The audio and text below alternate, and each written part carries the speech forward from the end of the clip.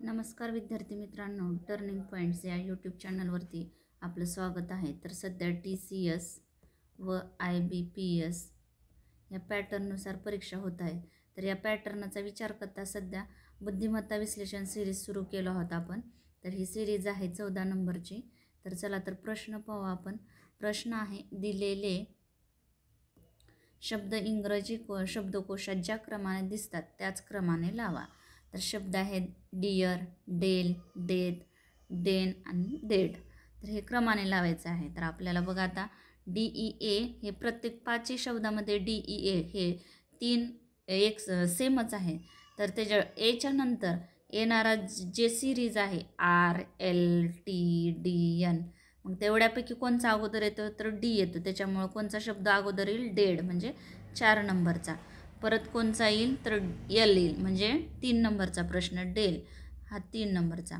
परत येईल 2 नंबरचा एन, परत 1 नंबर आणि शेवटला येईल 5 नंबरचा. म्हणजे आपलं उत्तर आहे 4, 3, 2, 1, 5 म्हणजे आपलं उत्तर हे आहे. तर चला तर प्रश्न पाहू पुढचा. प्रश्न आहे 8 मुले B1, 2, 3, 4, 5, 6, 7, 8 हे उत्तरेकडे तोंड करून बसले आहे. तर याच्यासाठी आपल्याला दिशाज्ञान असणं पण गरजेचं आहे. तर हे वरती उत्तर दिशा, हे पूर्व, पश्चिम आणि हे खाली आहे दक्षिण दिशा आहे. परंतु त्याच क्रमाने आवश्यक नाही. म्हणजे हे जसं दिले त्याच क्रमाने बसतील असं आवश्यक नाही. तर काय सांगितलं आहे ते उत्तरेकडे तोंड करून म्हणजे इकडं तोंड करून बसले आहेत आणि इथं बसले आहेत. तर त्यांची हे उजवी बाजू आणि इकडे येते डावी बाजू. तर बघा आता काय सांगितलं आहे, B6 हा B1च्या उजवीकडे 5वा बसला आहे. तर B1च्या उजवीकडे म्हणल्यावर इथं B1 जर घेतलं तर उजवी बाजू B1ची इकडे येईल. म्हणजे इकडे विद्यार्थी राहणारच नाहीत. 5 विद्यार्थी कसं काय, तर एकूण 7 मुली आहेत ना. तर त्याच्यामुळं आपण इथं B1 घेऊ. तर B1च्या उजवीकडे 5वा कोण बसला आहे तर 6वा. म्हणजे B1ची उजवी बाजू इकडं आहे. तर 6वा म्हणल्यानंतर पहिला, दुसरा, तिसरा, चौथा, 5वा. म्हणजे इथं कोण बसला असेल B6 बसला असेल. तर पुढे काय सांगितलं, B4 हा B5च्या उजवीकडे 5वा आहे आणि B5 हे B1च्या लगेच उजवीकडे बसला आहे. B5 कुठं बसला आहे, B1च्या उजवीकडे लगेच. तर इथं B1 आहे तर B1ची बाजू इकडं उजवी बाजू, तर B5 इथं लगेच उजवीकडे म्हणजे B5. आणि वरती काय सांगितलं आहे, B4 हा B5च्या उजवीकडे 5वा बसला आहे. तर B5ची उजवी बाजू इकडंच येते.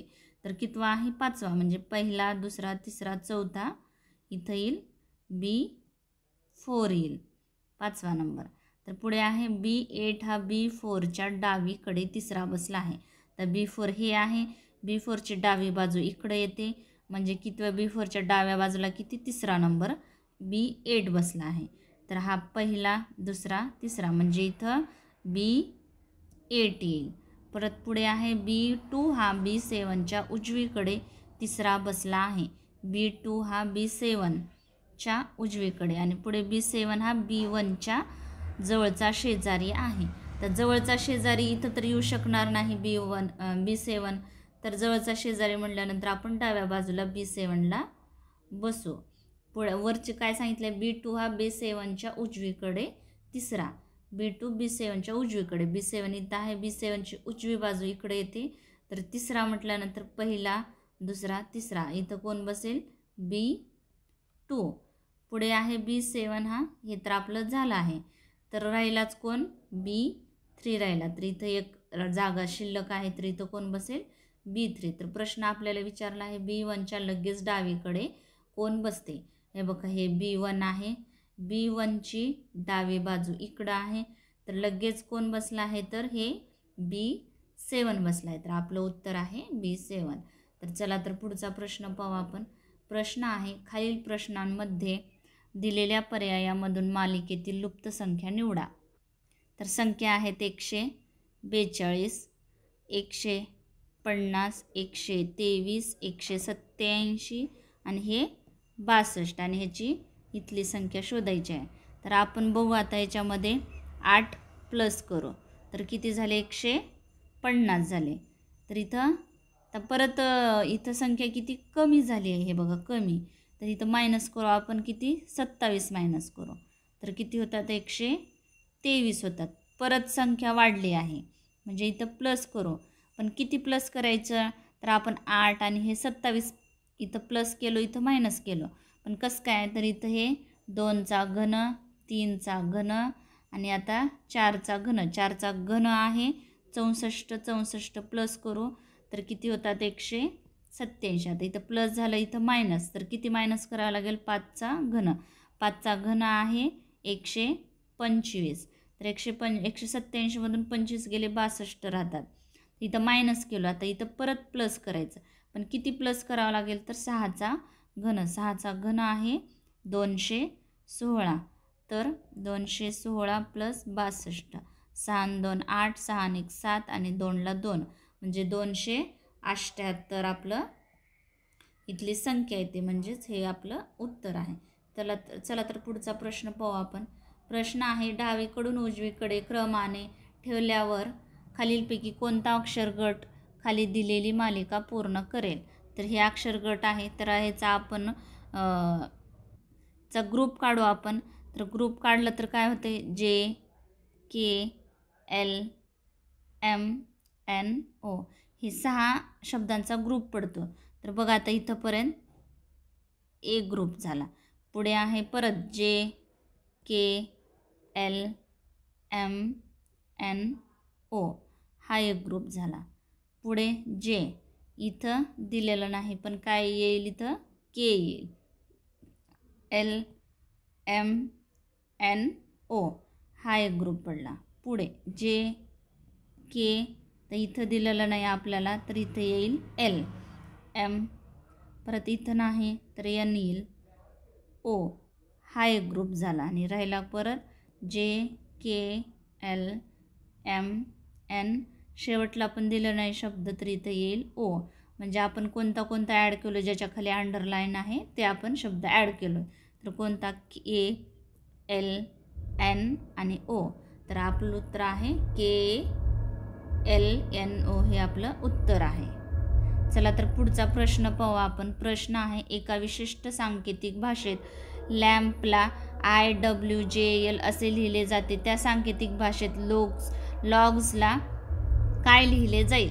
बघा तुम्हाला पहिले सांगितले होते तुम्ही ABCD असं ABCD लिहून M परत Mच्या खाली N आणि इकडं कंटिन्यू ABCD कंप्लीट करा आणि याला परत क्रमांक द्या, म्हणजे तुम्हाला अशा प्रकारचे गणित सोडवण्यासाठी मदत होईल. N हा 14 नंबरला येतो. परत इथं O हा 15 नंबरला, इकडं कंटिन्यू करा तुम्ही आणि नंबर द्या, म्हणजे तुम्हाला अशा प्रकारचे गणित सोडवण्यास मदत होईल. तर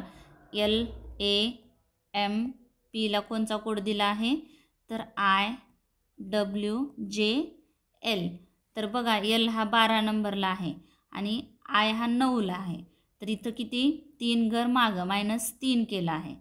परत A हा 1 नंबरला आहे, पण W हा 23 नंबरला आहे, पण इथं मागे किती 4 घर मागे गेला आहे. तर बघा इथं Y येतो, सॉरी इथं Z येते. Aच्या खाली Z, Bच्या खाली Y येते, Cच्या खाली X आणि Dच्या खाली W. तर आपण A पासून 4 घर मागे गेलो, 1 2 3 4 म्हणजे कोणता येतो W येतं. परत Mच्या मागे 3 घर आपण मागे जाऊ. M हा 13 नंबरला आहे आणि J हा 10 नंबरला, म्हणजे -3 जर केलो आपण तर 10 येते, 10 नंबरला आहे J.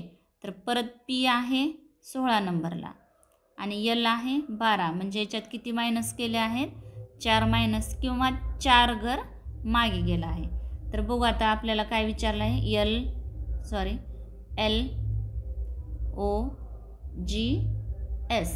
L 12 नंबरला आहे, तर आपण -3 करू. तर -3 केल्यानंतर काय ते हे I म्हणजे 9 नंबरला I आहे. O आहे बघा 15 नंबरला, हा 15 नंबर. 15तनं 3 गेले तर किती राहतात 11. 11 नंबरला आहे K, सॉरी 4 इथं 4चा आहे बघा, इथं 4 घर मागे गेला आहे, म्हणजे इथं K येते. G आहे 7 नंबरला, तर -3 करू. तर -3 केल्यानंतर राहते 4, 4 नंबरला आहे डी आणि यस आहे 19 नंबरला. याच्यातनं वजा किती 4 म्हणजे 4 घर मागे घ्यायचं आहे. तर किती राहतात 15, 15 नंबरला आहे हे ओ आहे. हे बघा म्हणजे काय आपलं आय के डी ओ हे आपलं उत्तर आहे. तर चला तर पुढचा प्रश्न पाहू आपण. प्रश्न आहे सर्वात मोठी संख्या कोणती आहे जिला 187, 223, 279 ने भागल्यावर प्रत्येक स्थितीमध्ये समान बाकी मिळते. म्हणजेच अशा 3 संख्या ज्या आहेत त्यांचे सगळ्यात मोठी संख्या म्हणजेच त्या संख्यामधील फरक म्हणजे वजाबाकी म्हणजेच मसावी असतो, मसावी. तर बघा फरक 233 वजा 187 तर किती राहिले 46. परत 279 वजा 233 किती राहतात 46. म्हणजे यांचा मसावी काय येईल, मसावी महत्तम सामायिक विभाजक किती 46. तर प्रत्येक संख्येला भागून समान बाकी मिळते. म्हणजे कोणती संख्या सर्वात मोठी संख्या ही 46. तर आपलं उत्तर आहे 46. तर चला तर पुढचा प्रश्न पाहू आपण. प्रश्न आहे शीला तिच्या सामान्य वेगाच्या 1/14 वेगाने चालत असताना सामान्य वेगाने लागणाऱ्या वेळेपेक्षा 8 मिनिटे अधिक घेऊन एक विशिष्ट अंतर कापण्यास सक्षम आहे. तर विशिष्ट अंतर कापण्यासाठी त्याने घेतलेल्या सामान्य वेळेची गणना करा. तर वेळ आणि वेग हे व्यस्त प्रमाण आहे, व्यस्त. तर सामान्य वेग हा व्ही मानू, वेग व्ही मानू आणि वेळ हा टी मानू, टी. तर नवीन वेग आहे, वेग बघा इथं 13/14 व्ही आणि वेळ आहे नवीन T+8. T+8 कसं काय तर 8 मिनिटे अधिक म्हटल्यामुळं किती प्लस करायचं. तर बघा आता T अधिक 8 बरोबर 13/14 व्ही. तर इथं गुणाकार करू तिरपा 14T बरोबर T+8ला 13ने गुणायचं. तर 13T अधिक 13×8 104 उदरशे. तर 14T इकडचा अधिक 13T इकडं वजा झालं बरोबर 104. ह्याच्यातून 14तनं 13 गेले 1 राहिले म्हणजेच T बरोबर 104. तर आपलं वेळ किती आला आहे बघा, हे वेळ T म्हणजेच वेळ किती आला तर 104 मिनिट हे आपलं उत्तर आहे. तर चला तर पुढचा प्रश्न पाहू आपण. प्रश्न आहे राखीने सुजाताला 10% नफ्यात TV विकला. उर्मिलाने तो TV राखीला 20% नफ्यात विकला होता. उर्मिलाची खरेदी किंमत ₹50,000 होती. मग सुजाताने किती किमतीत TV विकत घेतला. तर उर्मिलाची खरेदी किंमत किती आहे 50,000 आणि तिने किती 20% नफ्याने कोणाला विकला आहे, राखीला विकला आहे तिने. म्हणजेच 120 रुपये तिने 100 मागे 120 रुपये घेतले.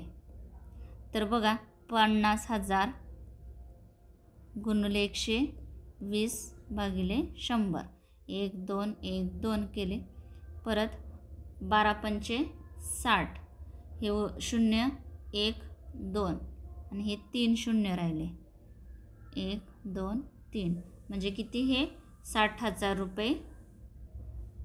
तर कुणाला पडला आहे 60,000 रुपयेने TV, राखीला 60,000 रुपयेने TV पडला. हे राखीची किंमत घेतलेली TV.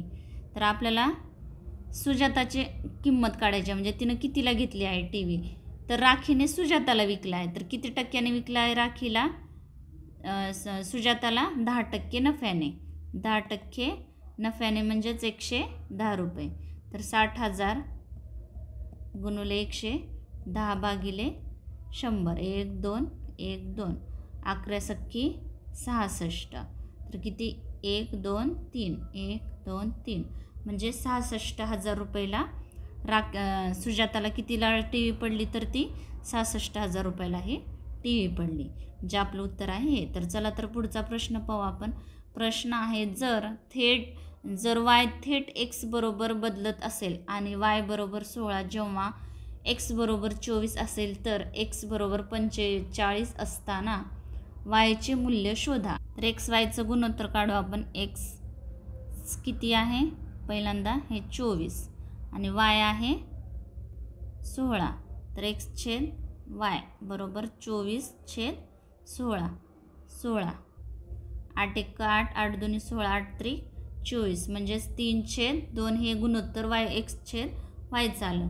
तर इथं काय दिले x ची किंमत किती दिली आहे 45 हे 45 भागिले y काढायचं आहे आपल्याला. हे गुणोत्तर x yचं 3/2 आहे. तर यांचा तिरपा गुणाकार करू. 45 गुणिले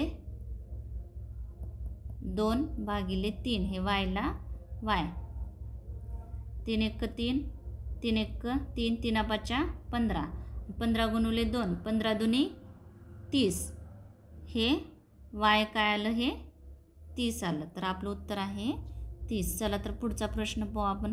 प्रश्न आहे घनाच्या बाजू 3 3 4 4 5 हे गुणोत्तरात आहेत आणि त्याचे क्षेत्रफळ आहे 480 घन एकके. तर सर्वात मोठे आणि सर्वात लहान बाजूमधील फरक डॅश डॅश एकक आहे. तर त्यांचा फरक काढायचा आहे बाजूमधील फरक.